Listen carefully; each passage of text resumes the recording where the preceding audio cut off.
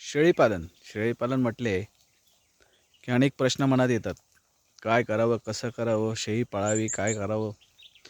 त्या दिवशी एक आमच्या फेसबुक ग्रुपवर बकरी पालन करावं की बकरे पालन करावं हा प्रश्न होता. त्या प्रश्नाचं उत्तर मी या व्हिडिओतनं देतो आहे. नमस्कार मित्रांनो, मी मनोज. शेळीपालन म्हणजे इन शॉर्ट ब्रीडिंग फार्म. शेळी पाळणं, ब्रीडिंग करणं, त्यांची पिल्लं घेणं, त्या पिल्लांचं पालन पोषण करणं आणि नंतर त्यांची विक्री करणं. पण हे जेवढं ऐकायला सोपं वाटतं तेवढं ते करायला मात्र सोपं नाही आहे. हां, ज्यांचा या गोष्टीमध्ये अनुभव आहे त्यांना ते कम्पॅरेटिव्हली सोपं पडतं. परंतु त्यापेक्षा जर सोपं म्हणाला तर एक साधारण ईदसाठी बकरे तयार करणं किंवा ईदसाठी बकरे पाळणं ही त्यातल्या त्यात सोपी पद्धत आहे. मग हा बकरा कुठला निवडावा? तर हा बकरा असा निवडावा की ह्याचं वयवर्ष साधारण 10 महिन्यापेक्षा जास्त असावं.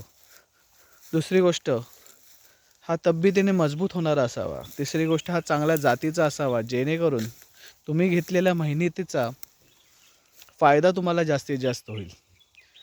त्याचं वजन जसं वाढेल तसं त्याला ईद मार्केटमध्ये जास्त डिमांड निर्माण होईल आणि तुम्हाला तुमच्या कामाची चांगली किंमत मोजली जाईल.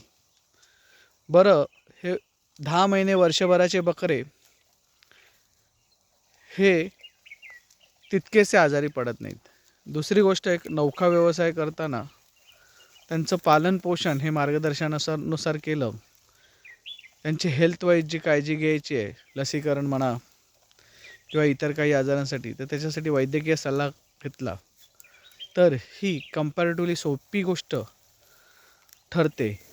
परंतु ब्रीडिंग फार्म जर म्हटला तर ब्रीडिंगपासून ते पिल्लं जवळजवळ 6 महिने ते 8 महिने होत नाहीत तोपर्यंत एक नाजूक कालावधी असतो.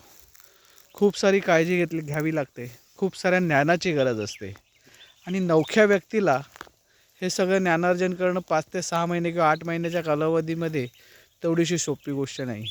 आणि अशा कालावधीत जर त्याला तो हवा असणारा सपोर्ट मिळाला नाही तर त्याला नुकसानाला बळी पडावं लागू शकतं. त्याच्यामुळे मित्रांनो, जर आपण बकरी पालन हा विषय डोक्यात घेऊनात तर सुरुवातीला एक 5-10 बकरे पाहून येणाऱ्या ईदसाठी आपण तयारी करावी, जेणेकरून एक आपला छोटासा पायलट प्रोजेक्ट पण होईल. येणाऱ्या अनुभवावरून आपल्याला पुढचा निर्णय काय घ्यायचा तेही सोपं जाईल.